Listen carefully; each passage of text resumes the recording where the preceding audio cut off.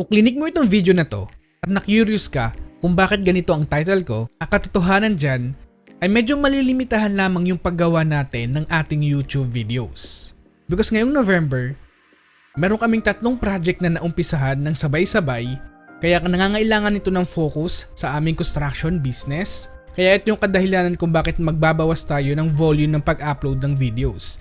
And syempre ito isang malaking karangalan na kami yung gagawa ng mga buildings and infrastructure project ng AFP, ng ating Armed Forces of the Philippines. Kaya nangangailangan ito ng malaking focus kasi ayoko naman na maging substandard or maging pangit yung quality na kakalabasan ng aming performance.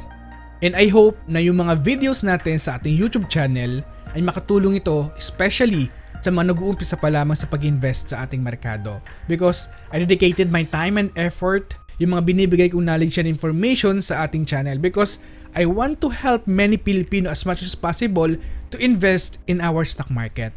At hindi lamang sa mga videos natin pwede kang magkaroon ng idea sa pag-invest sa ating merkado. Dito sa sites na ginawa ko ay pwede ka ding matuto sa pag-invest.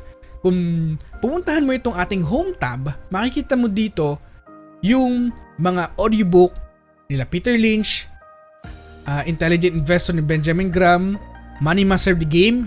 Itong Money Master the Game ni Tony Robbins ay isa sa pinaka backbone of my investing. Hindi lamang investing guys, kasi ang dami niyang tinapik dito. Ang pinaka nagustuhan ko dito sa book ni Tony Robbins ay in-interview niya yung mga top investors, yung mga top billionaire investors, kung ano yung mga ginagawa nilang strategy, paano sila naging successful sa kanilang mga career. Kaya napaka-importante, no, na if you want to become successful in life, learn from the best. And this book ay talagang marami kang matutunan dito, believe me. At hindi lamang audiobook ang naandito. Syempre meron din tayong mga videos about sa mga thoughts natin about sa pag-i-invest in a proper manner.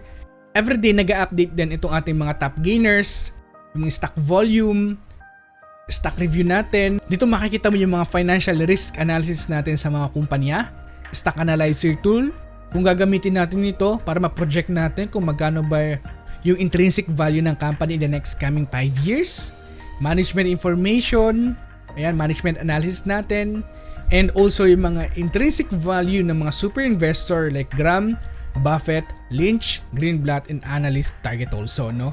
At hindi lamang yon, dito sa sites na to, ang pinaka-favorite ko ditong tignan ay itong dividend income tracker. Bakit?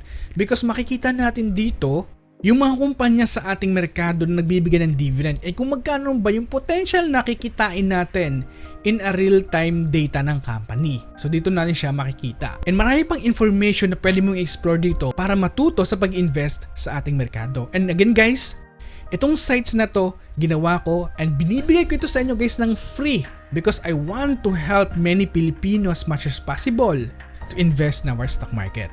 And ako nagpapasalamat sa inyo guys, especially sa aking mga subscriber na nagbibisit pa sa aking resort from Mindanao, Cebu, and also Albay. Maraming salamat sa inyo sa pagbisit, no, and sa pagtitiwala sa aking resort. Naway naging memorable yung pag-stay nyo sa aking cabana. And again, uulitin ko, gagawa pa rin ako at magkakaroon pa rin ako ng time na gumawa ng video para makatulong sa inyo. And again, this is Peso Warrior na nagpapaalalang, guys, invest wisely and see you on the other side.